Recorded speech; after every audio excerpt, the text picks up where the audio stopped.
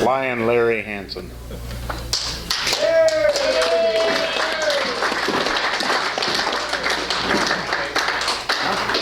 Yeah. Oh, acting King Lion Duncan. King Lion Elect Russ. King Lion Ron. Fellow Lions and guests. I'll introduce myself as your program today. Kind of an odd honor. Seems like everyone else was busy for the day, so you get to hear me as much as possible. Most of you know I've been in the insurance business for a number of years, and so what I'm going to talk about a little bit is the health insurance marketplace today. I find that in talking to people, there's a lot of confusion out there, so I thought maybe it was a good time to just kind of cover the bases for everybody so you have some idea of what it's all about. Because all of us will face changes as we go through life, and that's a part of the changing marketplace of what we do. I started out in the insurance business in 1973 with Aetna Life and Casualty in Tacoma, Washington. Moved here in 1974 when started work with Callis Medical Service Corporation at the time. I did underwriting and marketing for that corporation until it became part of Regents Blue Shield, and they closed the office in 1999. A lot of people don't remember 1999 quite as well as I do, because that year there was actually no individual market in the state of Washington. So when you're suddenly unemployed and looking for insurance, it makes kind of an awkward position. But fortunately, having been with Regents and, of course, the preceding company, the Callis Medical Service Corporation, for 25 years, I was able to take what was called an early retirement at that time, which allowed me to keep the medical on the group, which I still have. I look at that as just divine providence that allowed me to take the action which I did, was opening my own office to be a local voice for people in our community, as I had been for that 25 years, instead of a long distance number for people to call and talk to. Today, of course, a lot of it takes place on the internet, and more of what I do is involved with the internet work also. And it's helping people navigate the systems, because a lot of people, it's like anything, it has its own language. How many people understand the language of every business that's out here in our community? A lot of people have trouble with the language of law. Most people have trouble with the language of government. Other people will look at the internet, what is that strange language? And if you get into text messaging, there's another language for you. I have a hard time understanding a lot of that one. My daughter's way ahead of me on it. But health insurance is the same thing. Every industry has its own language. And so it's interesting to me that our politicians think everyone is smart enough to learn all these languages all at once. But that seems to be a common thought. And every time they say, there's going to be these changes and there's no longer going to be need of insurance agents, which I can remember that language starting out from my brother when they passed Medicare way back when. It just seems that it increases the need for it, because it adds more pages of confusion rather than making it less confusing. The marketplace today, there's actually some 9 different marketplaces that you interact with as you're doing marketing for health insurance. A lot of it depends on where you're at.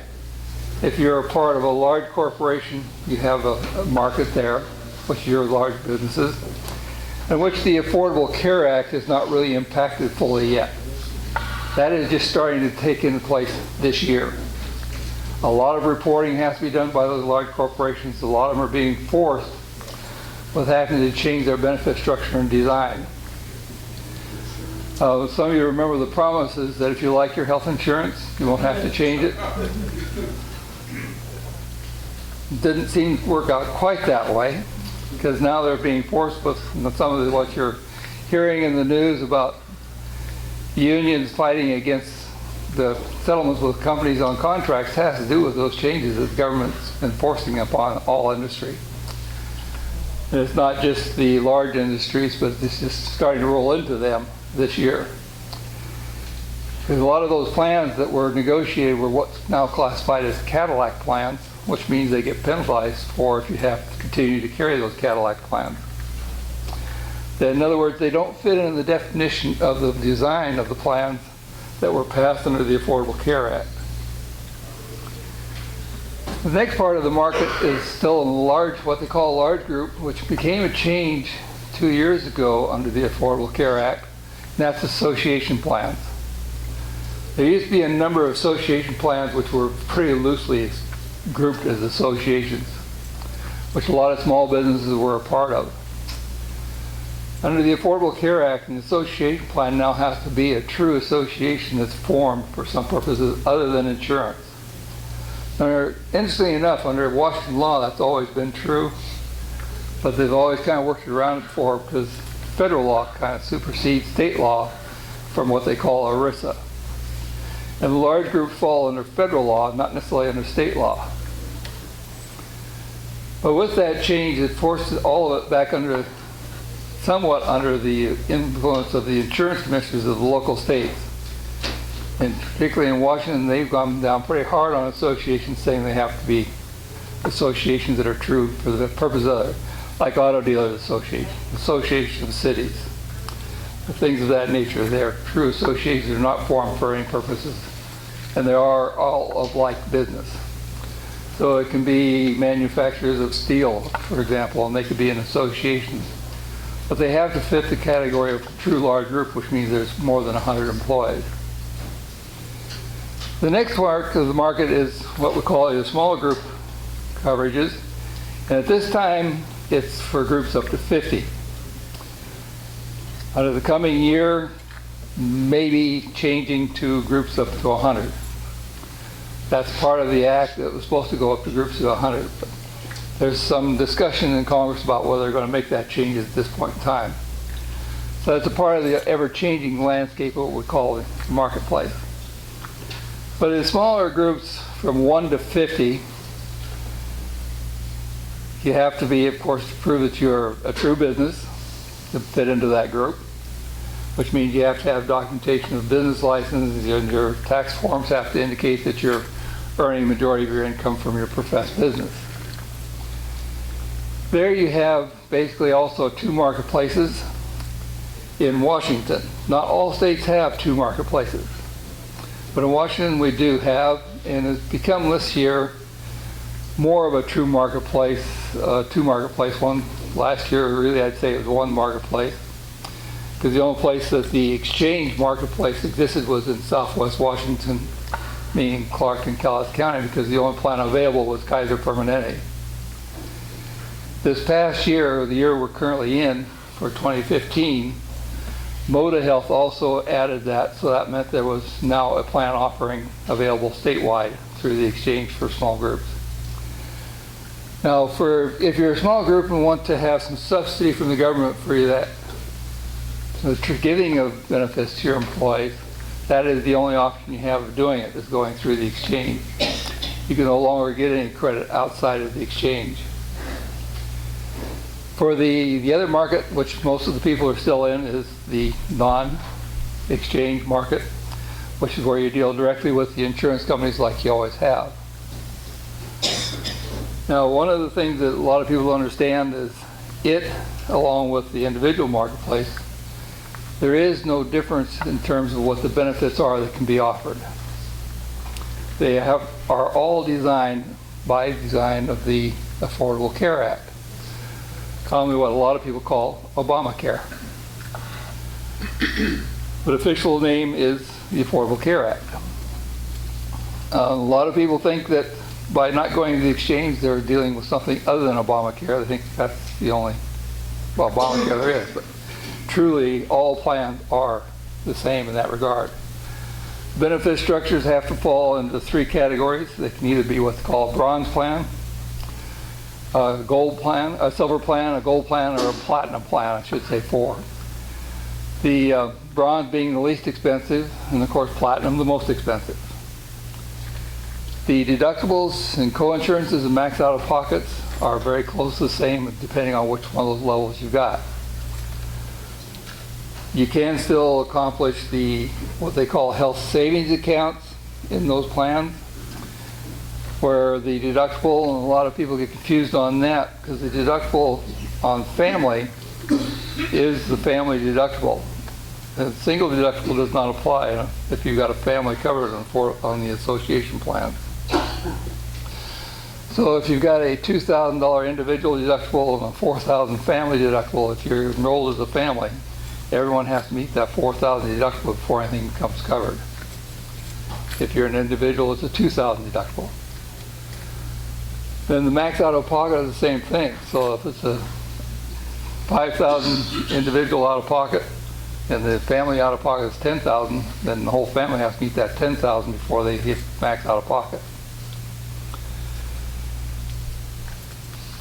Like I say, those plans are the same whether you go inside or outside. Then, of course, the next part of the market, which is a lot of people, is the individual market. And it will impact everyone at some point in time. Just about everyone. I shouldn't say everyone, because that's not really true, because I'm an exception to that, I might say. But we are seeing a lot of the retirement plans starting to dissipate and disappear from the group marketplace because of these changes. I've also seen in the last year a lot of the smaller employers doing away with their group coverages and saying, you just go out here to your individual marketplace and get whatever you want.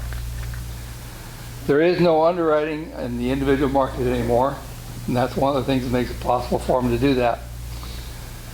It also takes them out of the arena of having to negotiate what the rates are, and depending on what their individual incomes are, they can get their subsidies accordingly.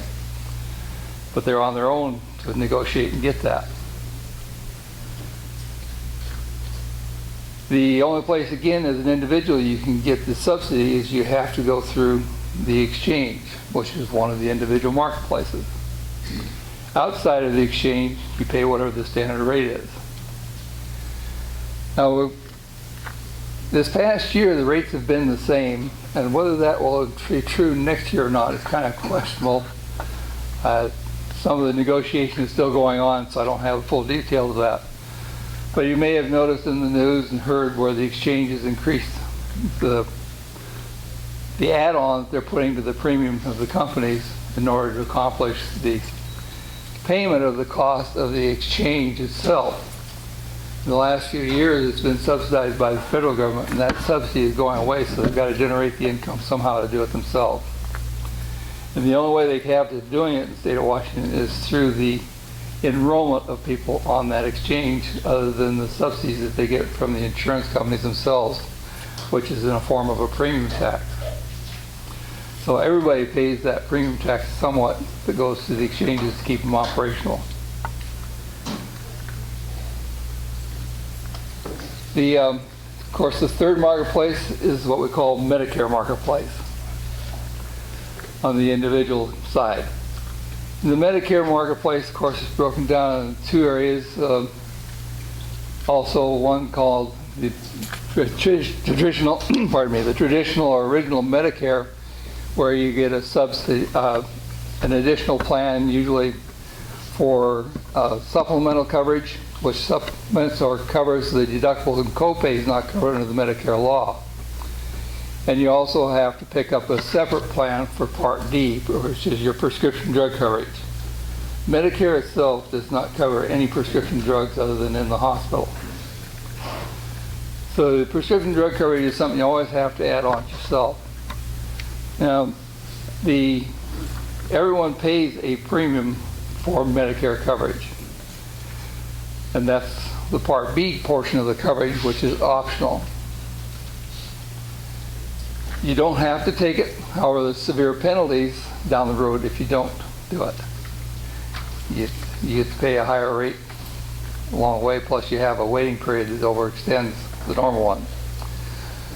That you're always eligible for when you're turned 65 or when you become Medicare eligible, which may be by disability in many cases. So we work with a lot of disability-age people in that regard. Now, in Washington, if you're under 65 and have a disability, even though you're on Medicare, you cannot buy a Medicare supplement coverage.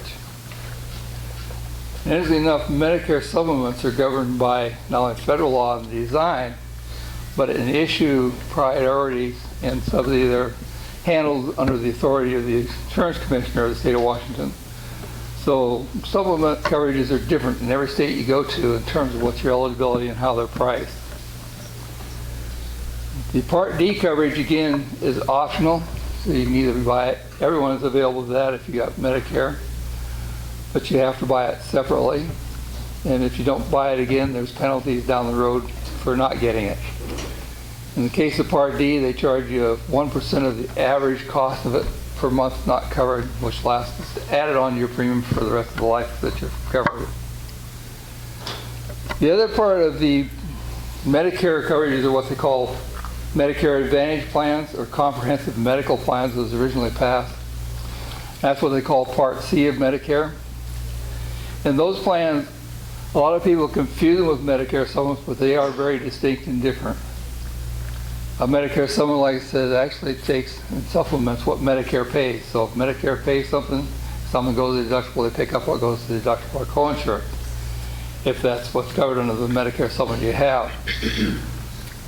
There's actually 10 different Medicare supplement plans or policies you can get with varying amounts of co-pays and or deductibles within them. Some of them cover all the co-pay and all the deductibles, others don't. Now they're looking at possibly changing that. That's one of the discussions right now, saying that there will be no plans of Medicare supplements that don't have some deductible. Probably all the Part B deductible will have to be paid irrespective. That's one of the things they're talking about in Congress right now. So that will mean that a lot of the people that have so quote unquote 100% coverage won't have it because they'll have to pay that deductible for Part B, whatever it is. But the Medicare Advantage plans, you actually are on Medicare, but the Medicare Advantage plan of your choice, whether it be United Healthcare, and I already got United Healthcare, Kaiser, or Regents Blue Shield. Those plans are your Medicare carriers. Okay, so there you're using the coverage the same as you've always used primarily before you get to Medicare. You don't show your Medicare card, you just show the card that's with Kaiser or whatever. So if you're with Kaiser, you have to see their Kaiser providers. If you're with Regents, of course, you can their PPO plan, so you can go to whomever that's on their carrier list. In those cases, the benefit design is what you have for coverage of Medicare. Medicare coverage, they have to cover everything that's covered under Medicare, but it's not necessarily with the same benefit design. So, for example, Medicare, if you go to the hospitalized the first day, you have an $1,100 deductible that you have to pay, or copay. In the case of the Medicare Advantage plan, they'll typically say it's like $200 a day for the first 4 days. So if you're in one day, it'd be $200, where if you're under original Medicare, it'd be the full $1,100.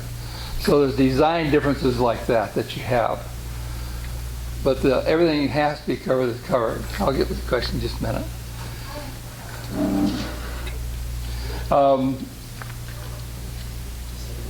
So that becomes the sole source of payment if you're on a Medicare Advantage plan for all of your care, whatever that card is, whether it be Kaiser or Regents or United Healthcare or Humana. So that's kind of the distinctions between them. And like I say, in Medicare Advantage, you cannot buy a supplement per se to those. It's not legal to do that. You cannot buy more than one supplement. It's also illegal to sell more than one supplement to an individual. You can, in a sense, buy a supplement to it, but it's what's actually classified as critical illness coverages. And critical illness coverages are coverage that covers something specific, such as cancer, heart disease, things of that nature, or an accident. That would be an accidental coverage versus critical illness. And those come in flavors. There'll be multiple critical illnesses, and some will cover only one. So then the pricing depends on a little bit on how much of those things you want to cover. So people with a strong cancer background in their family will often buy a critical illness policy that covers just cancer, and they won't worry about heart attack or stroke.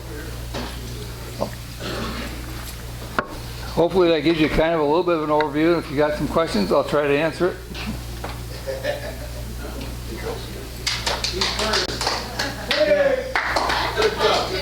Corporations or people who have companies and they offer insurance to their employees and they're under 50 employees. Right. Are the rates age-based, yes or no? They are. That means if you're older, you're paying more money for your insurance. Right. So if Now, you're 62, you're paying almost $1,400 a month for your insurance. If you're 30, you're paying less than $500. Why? The old people don't count. That's right.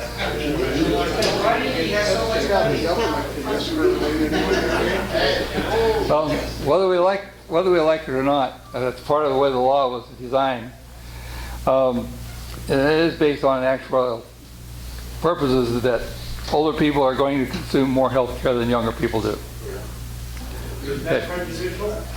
No, that's just a fact. Fact. That's when you stay over. When you stay over. Yeah. He said he could stay over and talk to anybody who wants to talk to. Larry, in the line, thank you.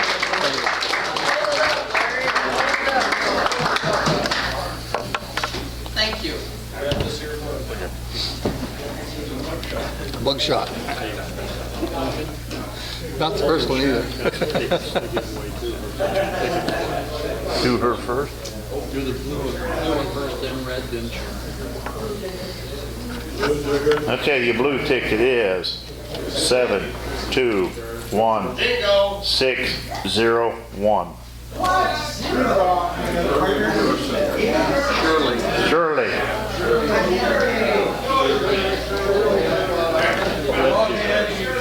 red ticket. Okay, the red ticket. The number 7. Could wear my glasses. 85526. Mark. Where do you want it to go to? What do you want it to go to? White King.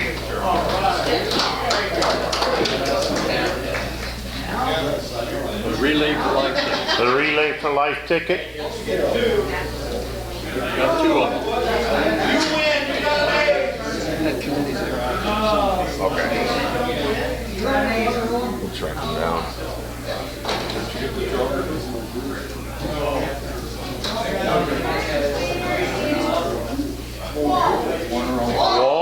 Wall. Wall 2.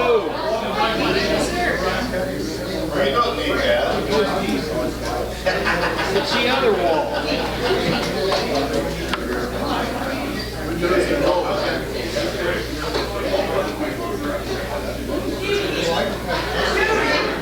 And Judy.